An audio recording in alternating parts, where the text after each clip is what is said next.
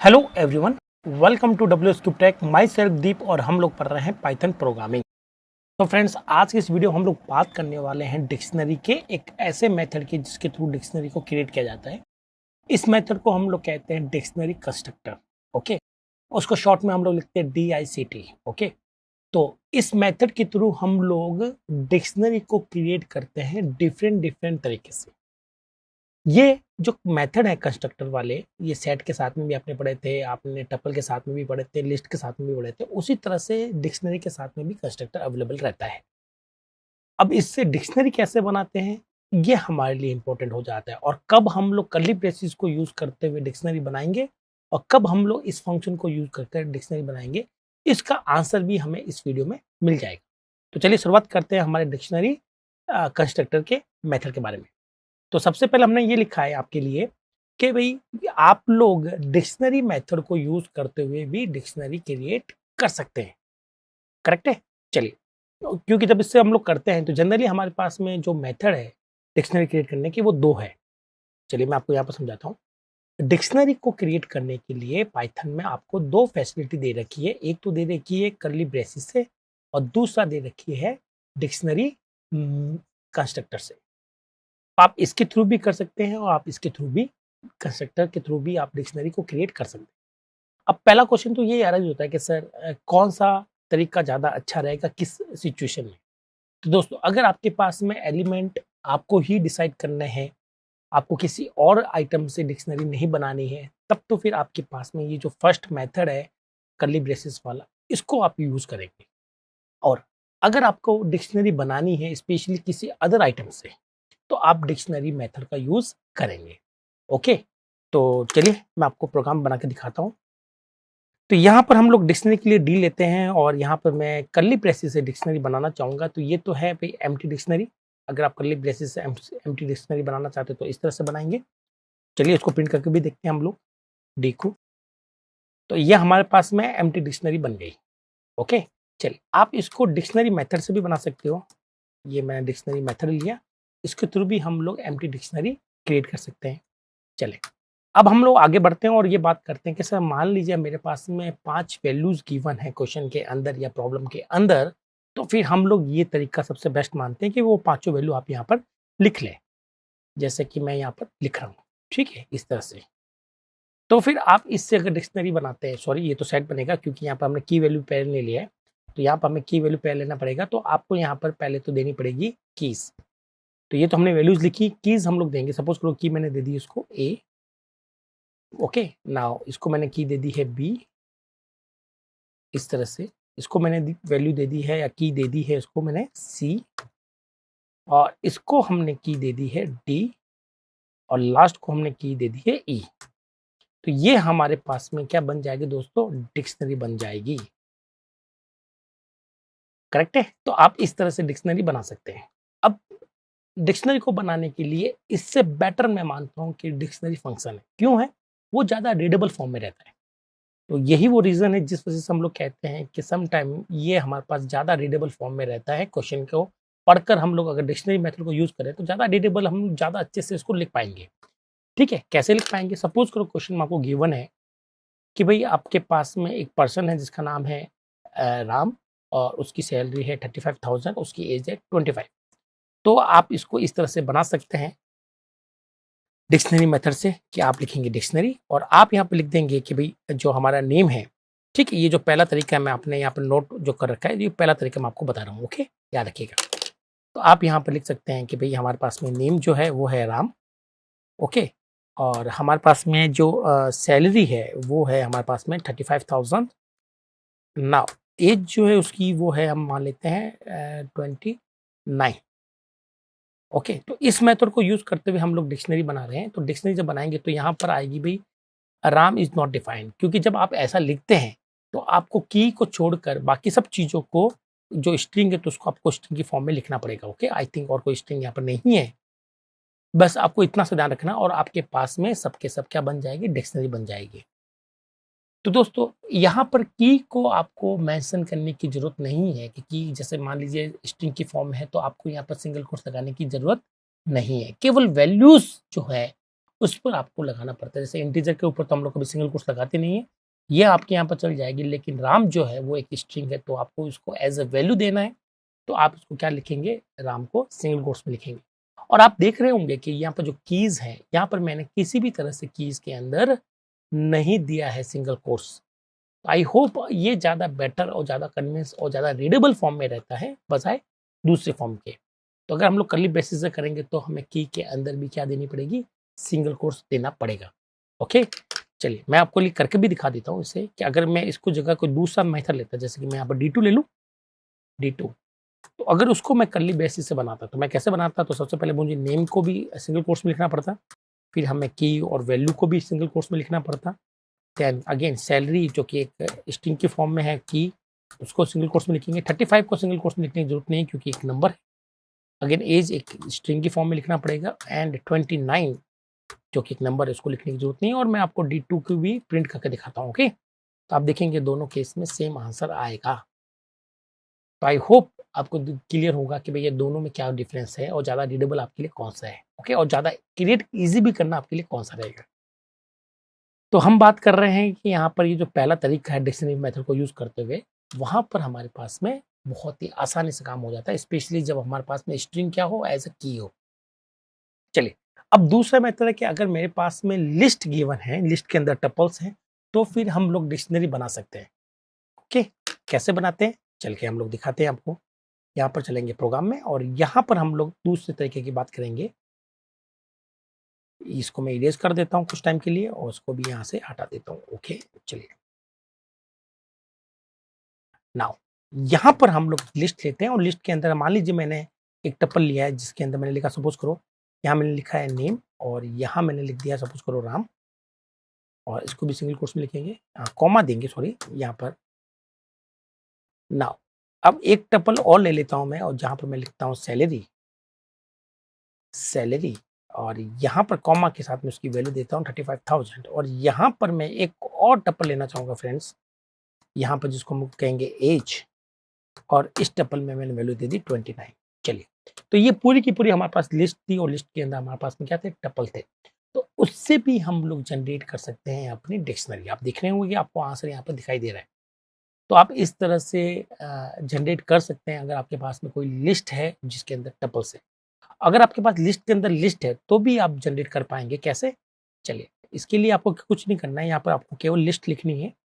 तो मैं इसको सारे का लिस्ट के अंदर लिस्ट बना देता हूँ, लिस्ट के अंदर टपल हटाकर, ये लिस्ट के अंदर लिस्ट बन गई, ये भी लिस्ट के अंदर लिस्ट बना दी हमने। ओके, चलिए यहाँ पर भी इसको लिस्ट बना देते हैं हम लोग। तो दोस्तों टपल और लिस्ट के अंदर लिस्ट जब हो तो थोड़ा सा हमें इश्यू रहते हैं कई बार बच्चों को समझने में कि सर ये सही बनेगा कि नहीं बनेगा। तो आप यहाँ पर एग्जांपल देख सकते हैं कि हमने यहाँ पर किस तरह से बनाया है और आपको सेम आंसर हर बार दे रहे हैं। देखिए आप इस तरह से आप किसी भी लिस्ट से अगर टपल से भी बनाना चाहें तो भी बना सकते हैं। ठीक है, लिस्ट के अंदर लिस्ट है तो भी आप लोग उससे डिक्शनरी क्रिएट कर सकते हैं। मतलब अदर आइटम आपके पास अवेलेबल है और उससे अगर आपको डिक्शनरी बनानी है तो आपके पास डिक्शनरी कंस्ट्रक्टर ही यूजफुल रहेगा दोस्तों। कर्ली ब्रेसेस वहां पर काम में नहीं आते अगर आपको अदर आइटम से बनानी हो डिक्शनरी। तब चलते हैं नेक्स्ट मेथड की तरफ और हम लोग बात करते हैं कि हमारे पास में ये तो हमने कर ही लिया मिक्स टाइप का, एम्प्टी डिक्शनरी वाला भी हम कर चुके हैं। चलो जिप मेथड जिप मेथड मैं आपको समझाता हूँ कि जिप मेथड क्या कहता है। जिप मेथड ये कहता है कि दोस्तों आपको यहाँ पर की लिस्ट दे दीजिए और वैल्यू की लिस्ट दे दीजिए, ये खुद ब खुद मैच करते हुए ये काम करेगा। चलिए इस कॉन्सेप्ट को सीखने के लिए मैं यहाँ पर आपके लिए बना के दिखाता हूँ। इसको थोड़ा सा बंद करते हैं, काफी भर चुका है ये बेचारा। चले यहाँ पर मैं जिप नाम के मेथड का काम में लूंगा और जिप नाम का मेथड काफी यूजफुल रहता है। तो आप यहाँ पर जिप यूज कीजिएगा और यहाँ पर आप लिस्ट दे दीजिएगा की, जैसे कि मैंने दिया सपोज करो नेम, और यहाँ पर सेकंड मैंने लिस्ट में दिया है सैलरी, सैलरी, और थर्ड मैंने यहाँ पर दे दिया आइटम एज। ये तो मेरी लिस्ट होगी की नाउ। और यहाँ पर मैं लेना चाहूंगा वैल्यूज, और वैल्यूज मैंने दे दी है, एक को दे दिया है राम और दूसरी वैल्यूज जो मैंने दे दी वो दे दी 35,000 एंड तीसरी वैल्यू दे दी 29। चलिए इससे हम लोग बना के देखते हैं तो भी आपके पास बहुत ही बेहतर ढंग से डिक्शनरी बन पाएगी। तो जिप मेथड भी काफी यूजफुल होता है जब आपके पास दो अलग अलग लिस्ट दे रखी हो जिसमें से एक लिस्ट को आपको एज अ की मानना है और दूसरी लिस्ट को एज अ वैल्यू ट्रीट करना है। उस केस में जिप मेथड बड़ा अच्छा रहता है। जिप मेथड करता क्या है, ये मैपिंग करता है, इसको की बनाएगा और इसको वो क्या बनाएगा, वैल्यू। अगेन इसको की बनाएगा, इसको वैल्यू बनाएगा, इसको की बनाएगा, इसको वैल्यू बनाएगा। अब इसमें गलती क्या हो सकती है, मोस्ट केसेस में आपको जो लगता है वो ये कि कई बार आपके पास पे दोनों जो लिस्ट दे रहे हैं, एज अ की वाली और लिस्ट एज अ वैल्यू वाली, अगर वो साइज में मिसमैच है, उस केस में क्या होगा, तो काफी स्टूडेंट ये कहते हैं कि सर इस केस में आनी चाहिए एरर। ओके, तो यहाँ पर आप लोग देख रहे होंगे कि यहाँ पर हमारे पास में किसी भी तरह की एरर नहीं है और आपका एज नाम का कोई भी यहाँ पर नहीं बना है, जिसको कहते हैं एलिमेंट। तो यहाँ पर एज नाम का एलिमेंट नहीं बना क्योंकि एज की हमने वैल्यू दी नहीं है। चलिए इसका हम लोग रिवर्स करके देखते हैं कि भाई हमने की नहीं दी लेकिन वैल्यू दे दी है, उस केस में क्या हो। आप समझ गए मेरी बात? तो मैं इसको रिवर्स करके भी समझा रहा हूँ, काफी बार क्वेश्चन एग्जाम में भी ये क्वेश्चन आते हैं। तो उस केस में अगेन नेम को राम मिल गया, सैलरी को 35,000 मिल गया, लेकिन अब कोई हमारे पास में की नहीं है, तो ये जो एडिशनल वैल्यू है इसका कोई भी यूज नहीं होगा, कोई एरर नहीं है दोस्तों। तो ये बड़ा यूजफुल रहता है जब हमारे पास में दो अलग अलग तरह की लिस्ट दे रखी हो और उससे जब हम लोग डिक्शनरी बनाते हैं। तो जनरली आपको ऐसा नहीं करना है, लेकिन ये तो मैंने इसलिए समझाया क्योंकि कैंपस में क्वेश्चन ये ऐसे आते हैं और आपको एक ऑप्शन देता है सिंटैक्स एरर, जिसमें आपको ये लिखना है कि भैया इसमें सिंटैक्स एरर नहीं है, यहाँ पर केवल जो लिस्ट बनेगी उसमें दो ही एलिमेंट होंगे, एक तो होगा नेम और सैलरी जिसकी वैल्यू होगी राम और 35,000, इसकी जो लास्ट में 29 बच गया उसका कोई भी करता धरता यहाँ पर नहीं है।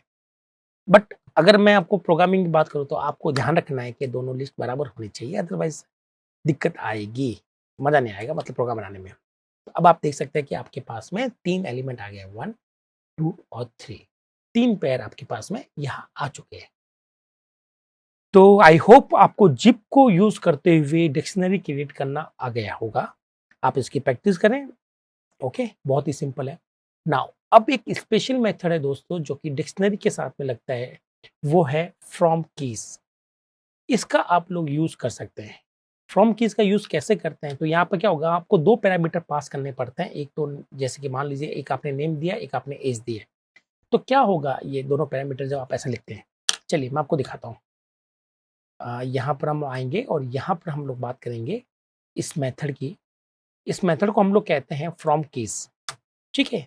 तो यहाँ पर मैंने कुछ एग्जाम्पल भी दे रखे हैं, नीचे आप देख सकते हैं। यहाँ पर इनको, ये जो मोस्ट पॉपुलर एग्जाम्पल है वो मैंने यहाँ पर दिखा दिए। तो यहाँ पर दो पैरामीटर हम लोग लिखते हैं। जो पहला पैरामीटर है, जो पहला आर्गुमेंट है, वो आपका इटरेबल होता है। ओके, तो यहाँ पर जो आप आइटम देंगे फर्स्ट वाले की में, जैसे कि आपने अपने दिया हेलो, तो हेलो एक इटरेबल आइटम है, तो ये आपका कीज बन जाएगा। तो एच एक की बन जाएगा, ई एक की बन जाएगा, एल एक की बन जाएगा। क्योंकि दोस्तों यहाँ पर दो एल है और हम जानते हैं कि डुप्लीकेट की नहीं बनती, तो यहाँ पर केवल एक ही एल बनेगा। ओके, और आपका ओ बन जाएगा। तो ये तो बनेगी कीज और इनकी ये बन जाएगी वैल्यूज। क्या बन जाएगी दोस्तों? वैल्यूज बन जाएगी। और अगर आप वैल्यूज नहीं देते, केवल आप एक ही आर्ग्यूमेंट देते हैं, तो उस केस में ये तो सारी की सारी बनेगी कीज और आपकी वैल्यूज क्या रहेगी? नल। ये दो इसके पॉपुलर एग्जांपल है, दोनों को मैं आपको प्रैक्टिकल के दिखा भी देता हूँ। तो चलते हैं यहाँ पर और बात करते हैं डिक्शनरी फ्रॉम। यहाँ पर हम लोग बात करेंगे फ्रॉम की। और पहला जो आइटम है दोस्तों, वो आपको हमेशा इटरेबल देना है। कैसे देना है? इटरेबल देना। जैसे कि मैं यहाँ पर देता हूँ हेलो, HELLO हेलो, और यहाँ पर मैंने वैल्यूज नहीं दी, तो वैल्यू जब मैं नहीं देता हूँ तो वैल्यूज हमारा क्या हो जाएगी? नल। तो आप देख रहे हैं कि हमारे पास में जो इटरेबल ऑब्जेक्ट है जिसमें HELLO है, तो वो HE एक सिंगल एल बनेगा क्योंकि डुप्लीकेट अलाउड नहीं है, और O बन जाएगा और वैल्यूज क्या हो जाएगी? ये। अब जो सेकंड एलिमेंट है वो आपका वैल्यूज होता है। जैसे आपने यहाँ पे सिंगल वैल्यू दी, तो ये सिंगल वैल्यू सब में चली जाएगी। ओके, तो ये तो एक एग्जाम्पल मैंने आपको बता ही दिया है। चले, अब हम लोग बात करते हैं कि सर अगर हम लोग यहाँ पर कोई लिस्ट दे दें, ठीक है, तो मैं यहाँ पर चार एलिमेंट दे रहा हूँ, जैसे 11 12 13 और 13 एंड 14। तो उस केस में क्या होगा, जब आप ऐसा करेंगे तो आपके पास में ये यहाँ पर पूरी की पूरी सिंगल वैल्यू ट्रीट होगी दोस्तों। आप यहाँ देख पा रहे होंगे कि H ये आपकी सिंगल वैल्यू, E ये आपकी सिंगल वैल्यू, फिर L ये आपकी सिंगल वैल्यू, ये हर जगह कॉपी होती है। चलिए अब हम लोग बात करते हैं किसी दूसरे, यहाँ पर ले लेते हैं इटरेबल को। इटरेबल मैं यहाँ पर ले लेता हूँ, सपोज कीजिए मैंने इटरेबल ले लिया यहाँ पर लिस्ट। ओके, चलिए ए ले लिया मैंने, यहाँ पर बी ले लिया, यहाँ पर मैंने सी ले लिया और यहाँ पर मैंने डी ले लिया। तो यहाँ पर मैंने एक लिस्ट ले ली है और ये लिस्ट जो होगी एज ए की काम करेगी और आपके पास में ये जो वैल्यू होगी वो सिंगल वैल्यू मानेगा दोस्तों, याद रखिएगा। तो ए के साथ में ये आपकी पूरी वैल्यू आ चुकी है, बी के साथ में आपकी पूरी वैल्यू आ चुकी है, सी के साथ में आपकी पूरी वैल्यू आ चुकी है और डी के साथ में पूरी वैल्यू। तो ये चार की होगी और चारों के साथ की सेम वैल्यू आएगी। ओके, तो यहाँ पर आप यहाँ पर डिफरेंट डिफरेंट तरह की वैल्यू नहीं दे पाएंगे, ये आपको थोड़ा सा यहाँ पर ध्यान रखना है। तो आई होप आपको ये क्लियर हुआ होगा कि यहाँ पर जो सेकंड आर्ग्यूमेंट है वो as a single value treat होता है। ठीक है, तो सारी कीज के अंदर वही सिंगल वैल्यू ली जाएगी जिसपे हमारे काम करना है। तो जनरली ये बहुत ही यूजफुल मेथड रहता है जब हम लोग मैथमेटिकल प्रॉब्लम सॉल्व करते हैं, जहाँ पर हमें इन्हीं सबको इनिशियलाइज करना होता है जीरो से। तो की बनाई और की के बाद में हमने क्या कर दिया, सबकी वैल्यू क्या कर दी, जीरो कर दिए। बाद में देखते हैं। मैं इसका प्रैक्टिकल बता रहा हूँ। सपोज करो आपको एक क्रिएट करनी है डिक्शनरी एक स्टूडेंट के लिए, जिसमें आप चाहते हैं कि स्टूडेंट का नाम आ जाए, स्टूडेंट का रोल नंबर आ जाए, स्टूडेंट की क्लास आ जाए, लेकिन अभी आपको नहीं पता कि स्टूडेंट कौन आएगा, बट आप उसके लिए डिक्शनरी क्रिएट करके रखना चाहते हैं। ठीक है, तो उस केसेस में आप ऐसे लिख सकते हैं यहाँ पर इस तरह से। यहाँ पर हम लोग एक सबसे पहले डिक्शनरी बना लेते हैं कि भाई स्टूडेंट का हमें एक नाम चाहिए, नेम, और रोल नंबर भी चाहिए। तो यहाँ पर मैं रोल नंबर भी लिख देता हूँ, कॉमा, यहाँ पर रोल नंबर, और मुझे उसकी स्टूडेंट की क्लास भी लिखनी है, तो मैं यहाँ पर क्लास लिख देता हूँ, और मुझे उस स्कूल का सेक्शन भी लिखना है तो मैं सेक्शन भी लिख देता हूँ। तो ये हमारी डिक्शनरी बनकर रेडी हो जाएगी, जिसमें सारी वैल्यू क्या होगी, नल। ओके, नाउ अब जैसे वो कोई स्टूडेंट आता है तो आप उससे एक फॉर्म फिलअप करवाएंगे, जिसमें उसमें आप उसके नाम मांगेंगे। सपोज करो आपने उसका नाम ले लिया और आप उस नाम को स्कीम में डाल देंगे। क्या करेंगे, स्कीम में पुटअप कर देंगे। तो की में पुटअप करके दिखाता हूँ मैं आपको। सपोज करो आपने जो नाम लिया है ना, वो आपने लिया है सपोज करो नेम, और आपने ले लिया इनपुट। यहाँ से आपने यूजर से एक नेम मांगा है, और यहाँ पर चाहे तो प्रॉम्प्ट दे दें इस तरह से, enter the name of student, इस तरह से प्रॉम्प्ट दे सकते हैं आप। और इसी तरह से आप रोल नंबर भी मांग सकते हैं, कॉपी, और आप क्लास भी मांगेंगे और ये भी मांगेंगे। मैं मानता हूँ कि अगर हम लोग बात करें रोल नंबर की, एंटर रोल नंबर, तो रोल नंबर सिर्फ इंटीजर में होना चाहिए, तो मैं इसके आगे इंट लगा देता हूँ। ठीक है फ्रेंड्स, तो इसके आगे हम लोग इंट लगा देते हैं, कोई दिक्कत नहीं आएगी। और थर्ड है क्लास, तो क्लास को ABCD मांगना है तो वो स्ट्रिंग ही रहेगा, और सेक्शन भी ABCD रहेगा। तो नहीं, क्लास को मैं इंटीजर कर देता हूँ ताकि 11th क्लास हो, 12th क्लास हो, ये हम लोग इंटीजर में डालना पसंद करेंगे। ओके, और सेक्शन हम लोग ABCD में डालना पसंद करेंगे। ठीक है, तो ये आपने यहाँ पर 4 वैल्यू मांग ली, और पहली वैल्यू आपको डालनी है डिक्शनरी में। तो डिक्शनरी में आपको लिखना डी, और यहाँ पर लिखना है पहले का की, और यहाँ आप लिख देंगे नेम। तो दोस्तों मैं आपको सिर्फ आइडिया दे रहा हूँ कि एक्चुअली में इसका यूज कहाँ करना है। ओके, आई होप आपको इससे आइडिया मिल जाएगा कि इसको यूज कैसे करते हैं और कहाँ करते हैं। रोल नंबर ये आपको देना है, सबको मैं अलग अलग वेरिएबल ले लेता हूँ। इसको मैं ले लेता हूँ रोल नंबर RN, और इसको मैं ले लेता हूँ क्लास CLS क्लास, और इसको मैं ले लेता हूँ सेशन तो SCX। ठीक है, तो रोल नंबर के लिए आपने लिया है RN रोल नंबर, और फिर आपने कॉपी कर लेते हैं दोनों को।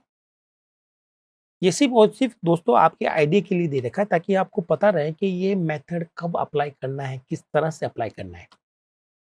यहाँ पर मैं देना चाहूँगा क्लास में देना चाहूँगा यहाँ पर CLS, और यहाँ पर हम लोग बात करेंगे सेक्शन की, तो सेक्शन लिख देंगे यहाँ पर सेक्शन, और ये किस में वैल्यू है भाई, SCX। ठीक है, चलिए इसको चला के देखते हैं हम लोग। तो सबसे पहले नाम मैंने डाला सपोज करो राम, और रोल नंबर मैंने डाला सपोज करो 111, और ओके मैंने वो प्रॉम्प्ट चेंज नहीं किया, आप लोग प्रॉम्प्ट चेंज कर दीजिए। क्लास मैंने डाली सपोज करो कि 11 क्लास है, और सेक्शन डाल दिया A। तो आप देख रहे हैं कि आपके पास में कुछ इस तरह का डिक्शनरी बनकर आ जाएगी। तो ऐसा जब कोई आपके पास पैटर्न मिलता है तो दोस्तों फ्रॉम की सबसे बेस्ट मानता हूँ मैं, इससे बेस्ट कुछ नहीं है। अब आपको अगर मल्टीपल स्टूडेंट के लिए करना है तो आप एक लूप चलाकर भी आप मल्टीपल स्टूडेंट के लिए बना सकते हैं, कहीं आपको दिक्कत नहीं आएगी। तो आई होप आपको ये पूरा क्लियर हुआ होगा कि फ्रॉम की कैसे काम करता है और उसकी एप्लीकेशन कहाँ पर है। ओके, तो इस तरह से दोस्तों हम लोग डिक्शनरी के जो मेथड्स हैं, है ना, डिक्शनरी जो कंस्ट्रक्टर है, इसका हम लोग यूज करते हैं डिक्शनरी को क्रिएट करने के लिए। आई होप आपको ये पसंद आया होगा, समझ में भी आया होगा, ईजी है, और साथ साथ आपको एप्लीकेशन समझ में आ गई कि भाई किस एप्लीकेशन में किस तरह से मुझे डिक्शनरी क्रिएट करनी है। ओके, तो इस वीडियो में इतना ही दोस्तों, जल्दी ही मैं आपसे दोबारा मिलूंगा नए वीडियो में, और इस पर हम लोग बात करेंगे डिक्शनरी के ऑपरेशन की। इस वीडियो में इतना ही, अगले वीडियो के लिए, तब तक के लिए थैंक यू।